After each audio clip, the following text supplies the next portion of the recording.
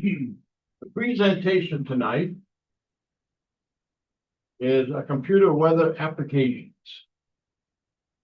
And presented by Kyle. The stage is yours. All right, let me get set up here and share my screen. Get some of this lighting to make see the screen. Somebody want to get that roll light, sir? Yeah. We were on one Monday night after the Zoom, on the Zoom meeting, and we had some weather going on, and so I brought up one of these programs and went through. We had some tornadic activity and all, and I was explaining it. John said, "Why don't you make a presentation out about that and show it to the club?" So last month when I did the one on severe Mr. weather, I Smith actually with showed you? a few screenshots, but I'm actually going to go through the program tonight Borrow. because Put out some of this these is one of the lights. rare opportunities that I've had to do a radar presentation when the entire country is not clear. So it's usually there's usually nothing in the entire country when I try to do a presentation like this. But tonight we've actually got some good weather going on. Right now we don't have a tornado. The tornado warning in Texas expired and the one in Louisiana expired. Maybe we'll have another one pop up. But we've got some severe weather going on along Funnel Boundary in Texas and Louisiana. Apparently So in the back here, in there too. I put a sheet of some of the weather programs that I talked about tonight. All of these I use. Every one of these I use. All have strengths and all have weaknesses, just like anything else. But tonight, the main part of it's going to be about a program called Radar Omega. And this is available on Windows. I've got a Windows version, and I've got an Android tablet version, and I've got the iOS version of it. Very good program. And it's a good Georgia company, so we ought to support local. Actually, the company's based in Comet. And they are putting together a very good radar program amongst other things. And I'll show you some of the other features on it tonight, other than just radar that is available. Let me get this window out of the way so I can see what's going on over here.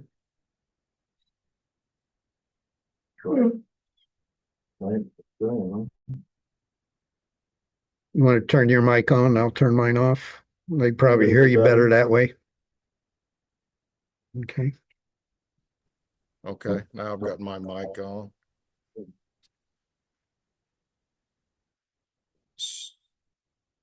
Out of the way. Okay. Yeah, how do I get rid of this? There we go. Thank you.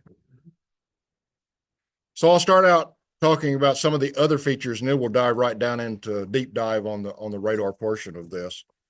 This program up in the top left-hand corner, we're going to start out and look at the control panel here. And we can see all of the features that are available for this program. One of the things that you can do with this, other than just radar, in the level that I have, and on this sheet it shows there's a 3-level tier of products. The top 2 levels are more expensive. I don't use those at all. The only real advantage of subscribing to those is you're getting some products that are available on other websites, and it allows you to overlay them on these products. So all of those products that are available, the only advantage to those other than that feature is that they give you some radar archive. So if you want to go back 6 months and look at some radar archive, or they give you a lot longer loop. I have plenty of loop capabilities here with this program. The lowest tier on this is sufficient for me, should be sufficient for you. One of the other things that this will do, though, in this level, the model data is available in the next level up. That's all available free on many other websites. But you can look at the satellite imagery. We've got these storms here. This is in Southeast Texas. That's a visible. Let me go down to something that we can see this time of the day. And this is actually the thunderstorm activity. This is an infrared looking at an infrared wavelength that we use both at nighttime and daytime, taking the temperature of the tops of the clouds. And we've got a very, very strong area of thunderstorms that's extending down from about Shiner, Texas, all the way across southeast Texas, north of Houston, between Houston and Lufkin, and then over into the Louisiana area. The blue areas over here are the coldest tops. Some of these are topping, when I was looking at them before the meeting, at 54,000 feet. So these are some very, 50,000? very, yeah, 54,000. Wow. So these are some very strong, intense thunderstorms. So this, other than radar, you can look at the satellite imagery, and you can look at what's called the National Digital Forecast Database, which has temperatures, minimums, highs, and lows, and all. But you can get that in other websites for free. The only advantage to that, as I said, is you can overlay it on the maps within the same program. But other than radar, that's some of the stuff that's available here within Radar Omega. So on radar, there's two types of radars that we can look at. We can look at the single site, the WSR-88Ds, the Doppler radars, of which one for our areas over down in Peachtree City. But you can also look at the composited radar. If you want to get a broad view of what's going on in the country, you can look at what's called the MRMS radar, and this will give you a composite of the entire country. So it's very good to get a quick look at what's going on. Go to the MRMS. Now I'm going to take a deep dive into the radar. This is what's impressive in my perspective for this program.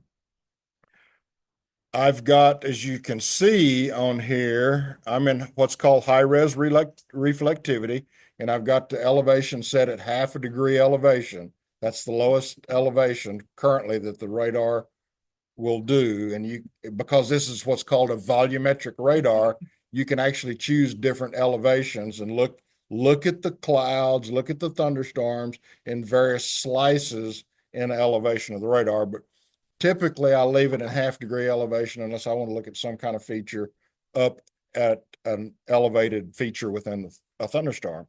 So I'm on high-res reflectivity at the moment, looking at these storms.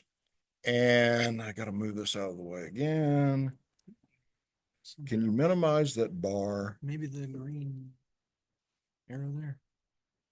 Dock to top. I don't want to dock it to top because it'll be in the way. And I'll just keep moving it out of the way. I've got to move the zoom thing back and forth. It's not being redisplayed. It's for you. Right. It's just for me, but it's in my way if I can't see the menus. Anyways, on the radar itself, I'll show you some of the configuration that you can do. By opening the control panel, I can do states, provinces, I can do counties and local regions, I can do different road layers, I can use a black background, I can use like a satellite type breakdown. I can show what's called TDWR radars. Those are terminal Doppler weather radars that are at the airport. So down at Fulton, at the International Airport, there's a TDWR radar. They don't have as much area that they look at as the WSR-88D, but if you're in an area, especially in Houston, the Galveston Houston-Galveston radar is between Houston and Galveston, where Intercontinental is where the TDWR is, and it's 60 miles to the north. So you might get a little bit better look at a storm if you look at the TDWR radar. Shift H. Control Alt, what? Control Alt Shift.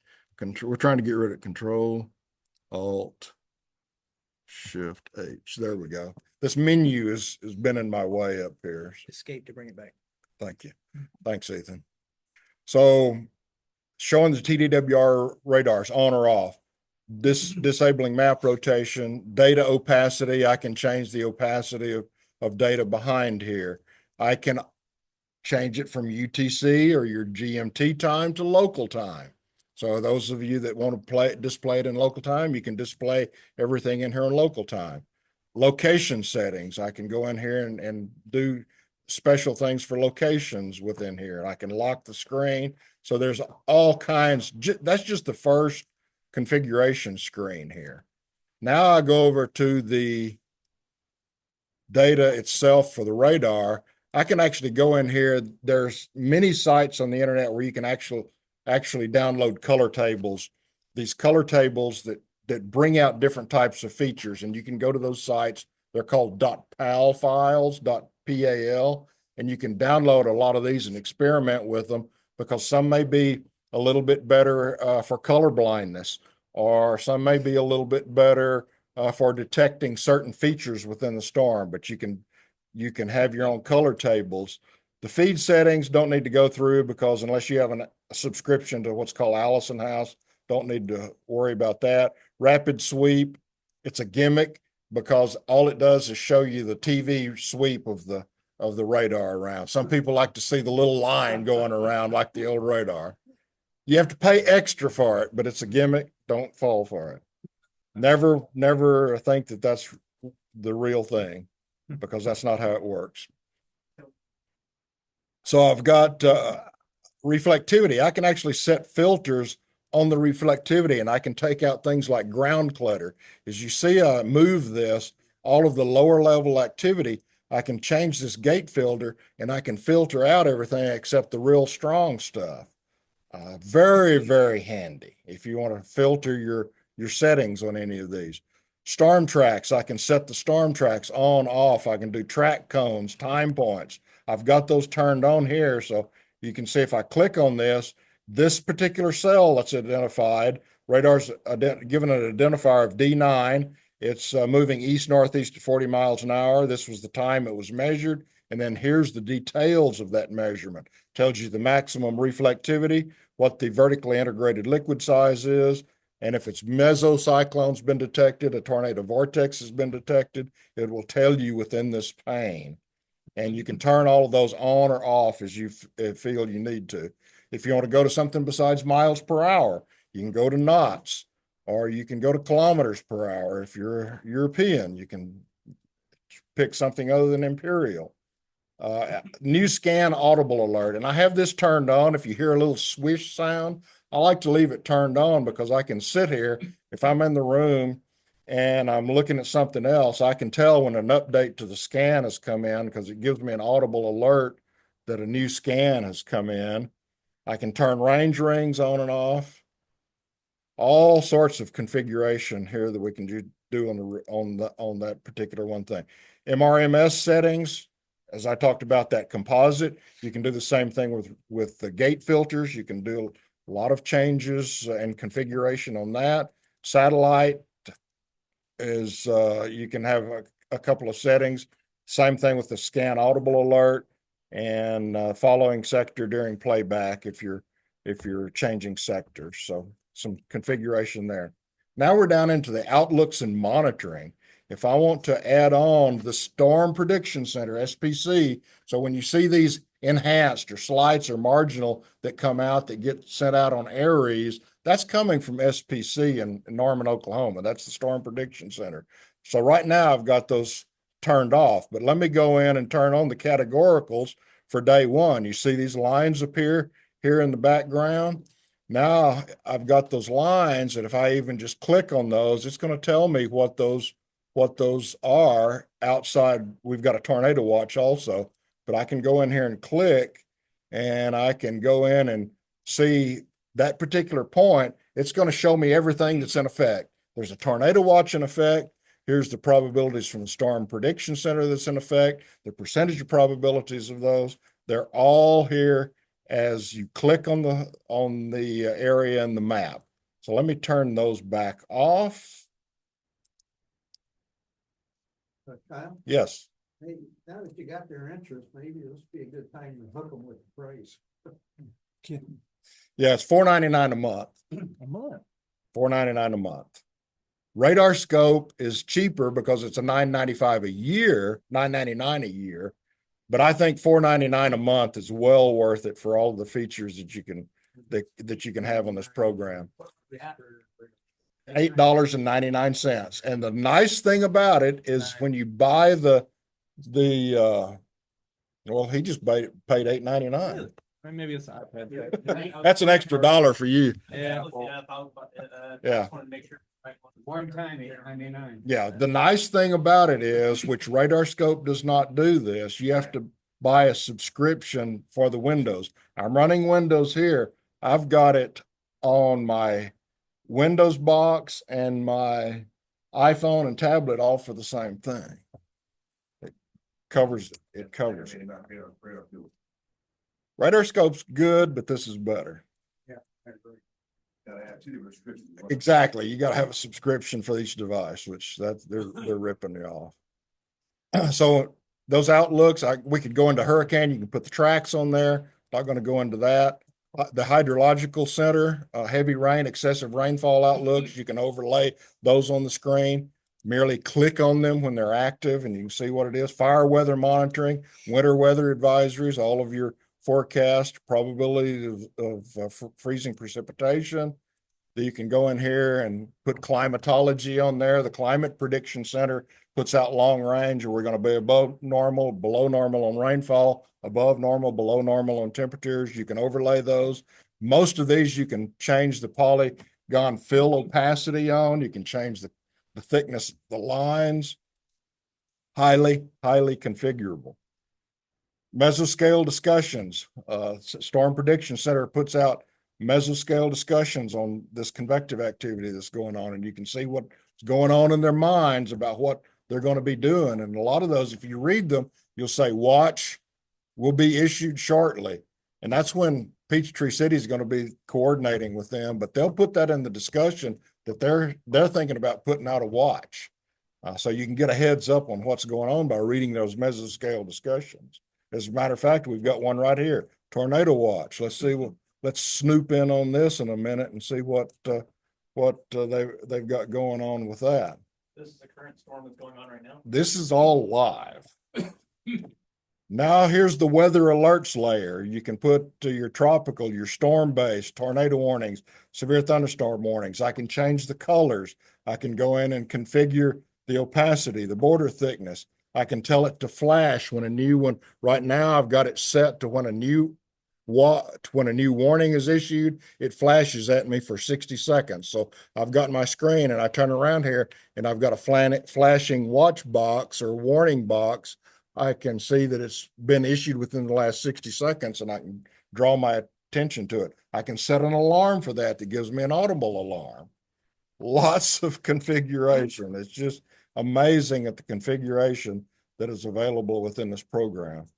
That's the outlooks. Now, data overlay, I can go in and set airport observations on here. I can do marine information on here. There are marine tools.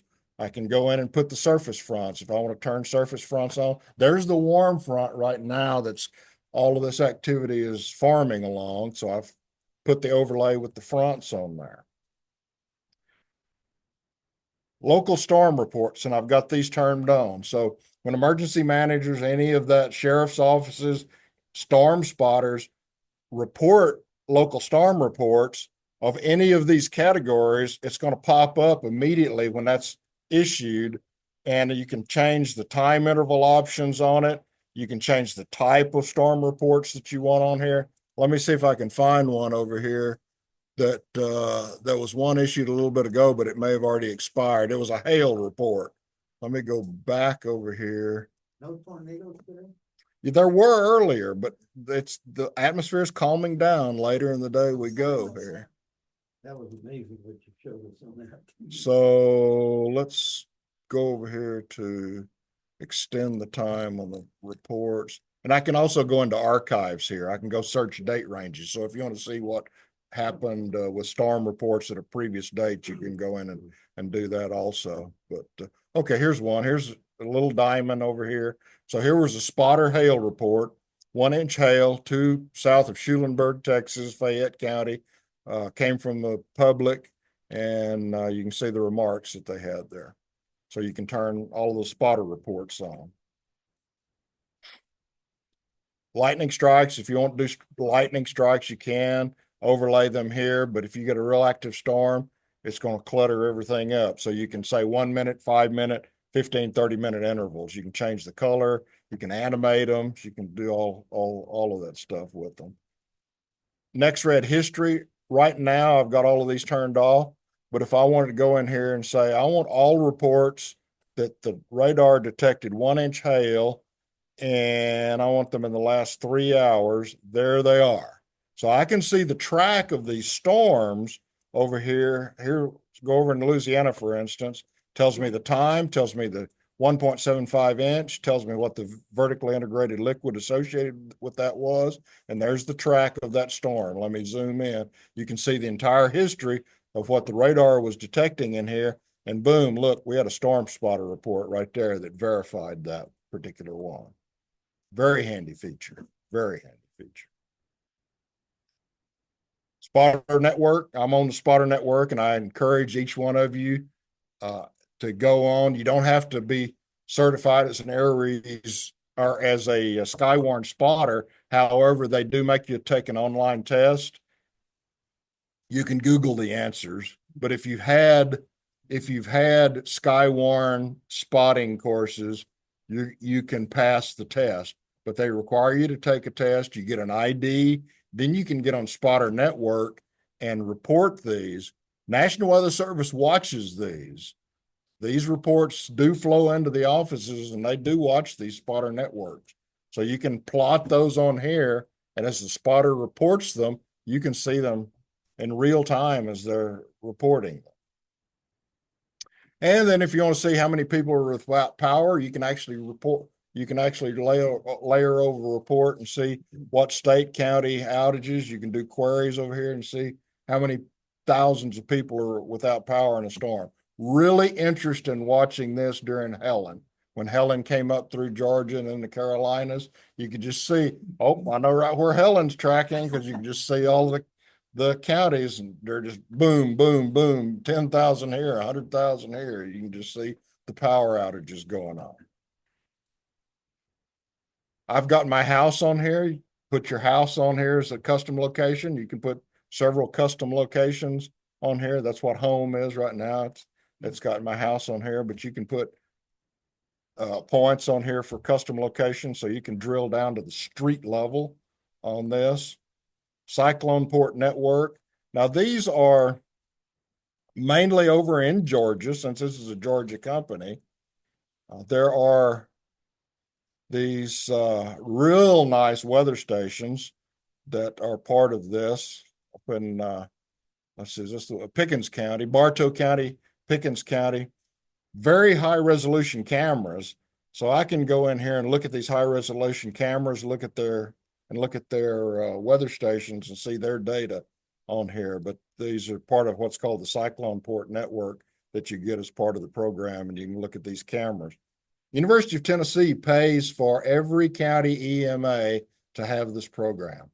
Why can't we do it in Georgia? Why can't GEMA or, Georgia Tech or University of Georgia pay for this for all EMAs in Georgia? University of Tennessee does it for every county in Tennessee. We need to have it in every county EOC in Georgia. And then coming on down, just the rest of that's just basically device settings and help and support. They've got their own YouTube channel, which has a lot of training on this, but this scratching the surface. Let me show you a couple of more things on here before I take questions. You can see the bubble over on the right-hand side says 29 alerts. Here are all of the current live severe thunderstorm warnings, flash flood warnings. These are the ones that I've got turned on. And whatever I turn on over in the menu, it shows up here.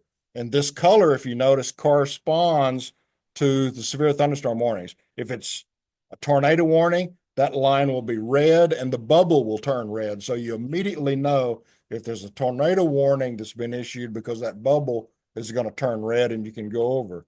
Real nice feature here is if I'm looking at several areas around here, I want to say, oh, there's a severe thunderstorm warning. Here's the location, Crosby, Texas. I've got a little globe down here. Boom, it zooms me right to that location, right to that watch or warning. I go right to it. You can see, we've got what's called a tornado vortex signature right now going on. We've got hail probability of 100%, severe hail probability, 1 inch or greater of 90%, max hail size 1.5 right now. It detected a mesocyclone as well as a tornado vortex signature. So depending on what the Weather Service office in the area, particular one is out in Lubbock, but they may soon issue a tornado warning based on some of the parameters that they're seeing on the radar. That's one of the real nice features here is you can just zoom right to, I want to zoom to Florida, boom. I don't have to even know what the radar is. I can just zoom right to that location, go right to the warning, go right to that radar. That's available. Now down here, I can do a snapshot. I can save a screenshot. Is a feature that I can go and do sampling. So I can go in and sample that particular storm, see what the strength is and decibels, reflectivity, but I can go in here. I was talking about those storms being 54,000. Let's see what the echo tops are on that.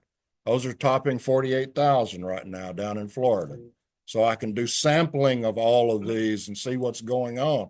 I can do wind sampling. I can go over here, look at base velocity, and I can look at the wind velocities over in here. Same thing that they're doing down at the National Weather Service office. You can do for your house. Show the height of clouds, rain, and stuff like you did to us. Yeah, the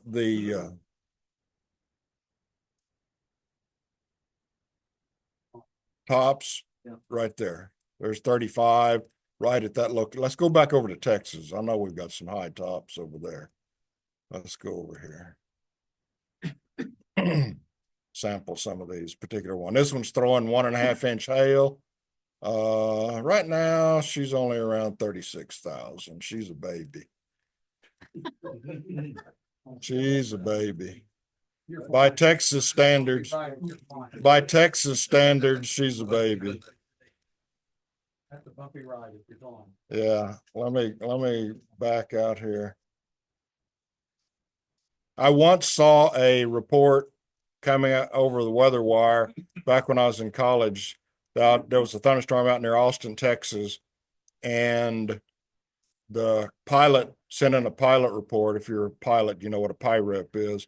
The pilot report, PIREP came in and said, thunderstorm growing east faster than a T-38 can climb. That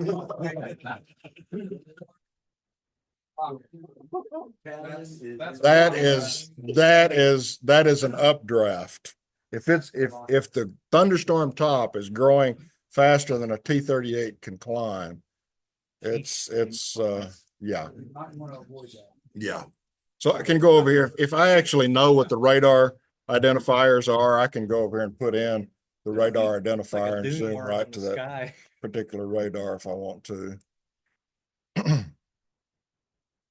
I'll zoom to Houston, or I can click down here on the radar and go back down. Let's see what's on there. That's 44,000. We're getting up there.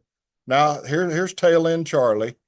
Down at the very bottom of this line is a lot of times where you get a lot of tornadic activity. A lot of times when you got your more intense. We're topping 50,000 right now down there north of Beeville. Here's the Corpus Naval Air Station's off down here. But we're at 50,000 in that storm right there.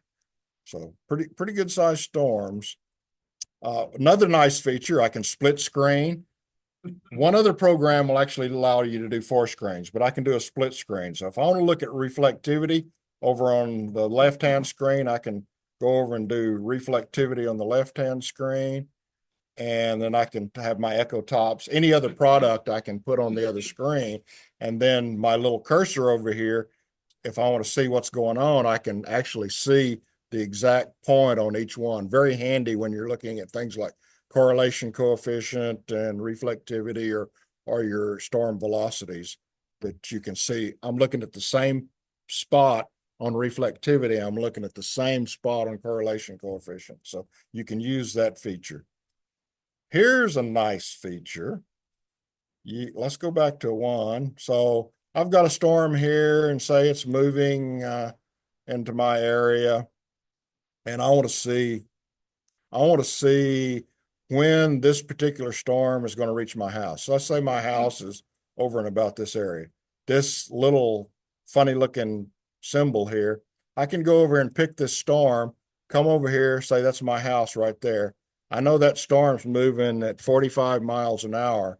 Boom, calculate. It's going to tell me the times of arrival of all of these locations, and it's giving me a time interval of each one of these, 15 minutes, 20 minutes, 25 minutes, 30 minutes from that time. So very nice feature.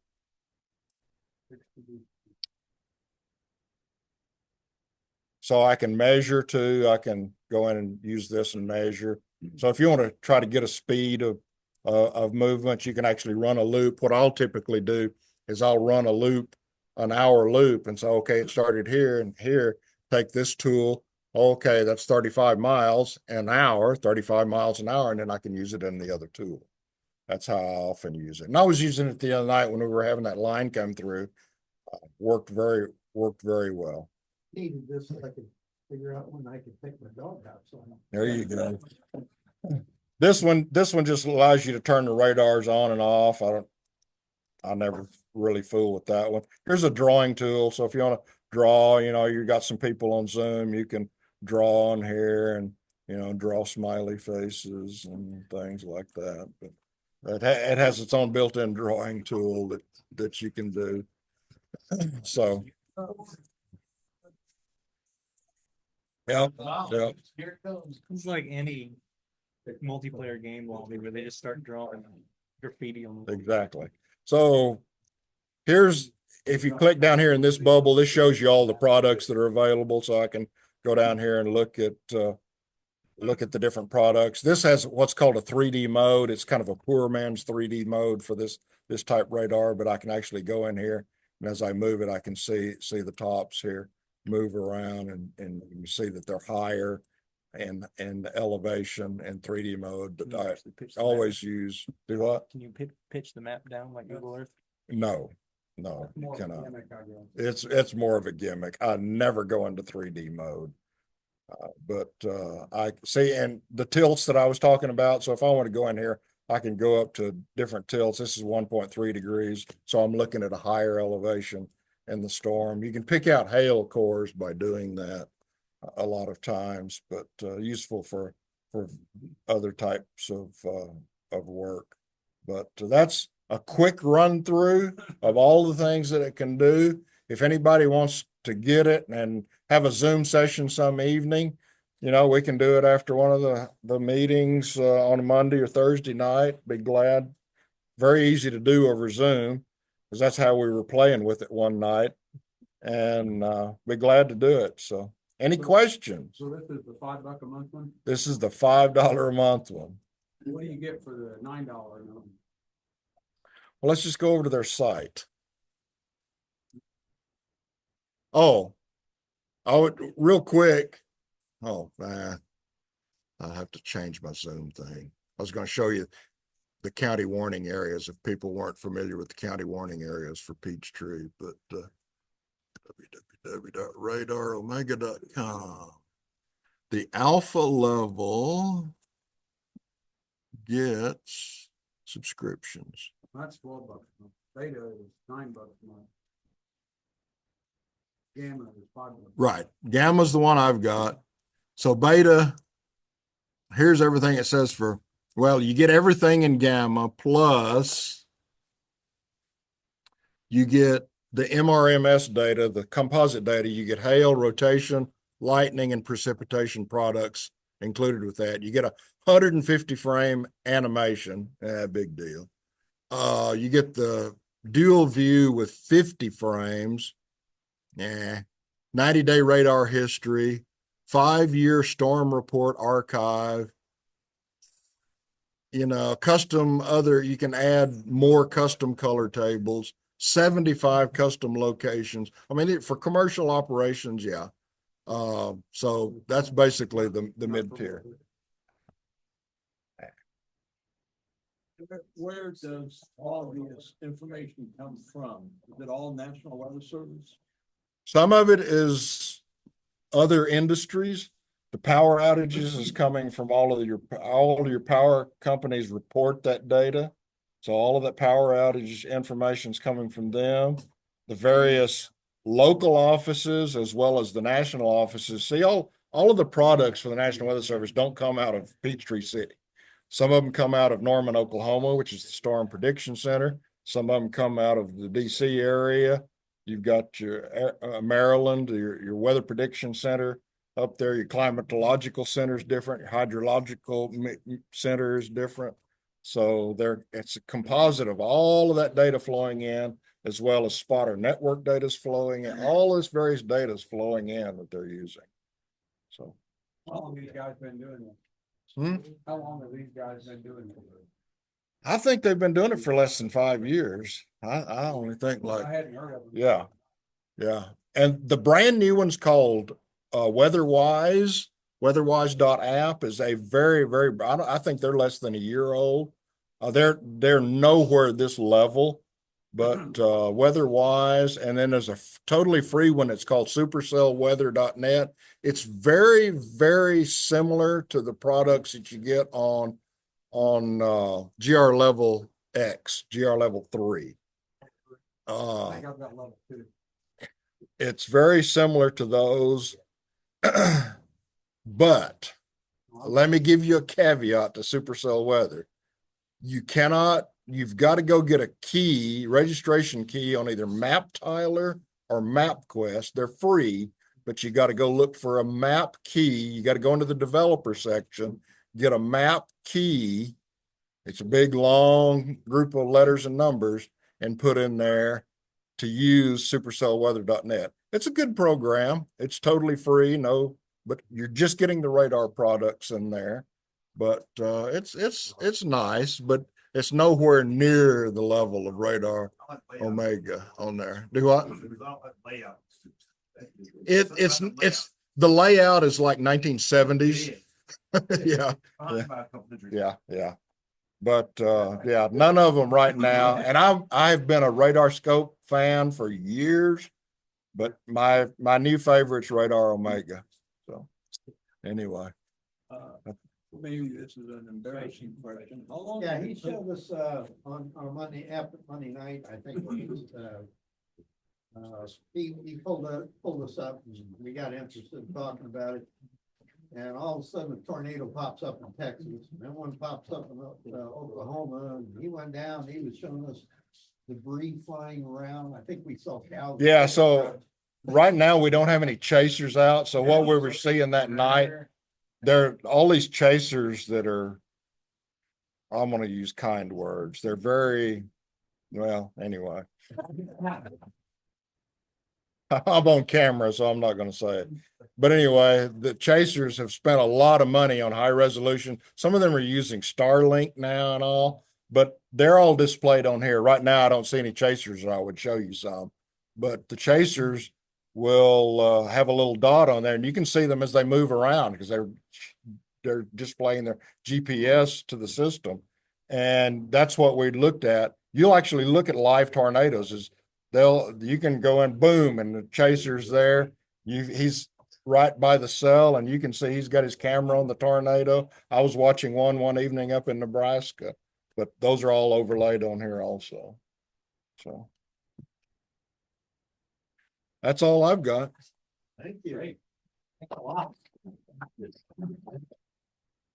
Well done.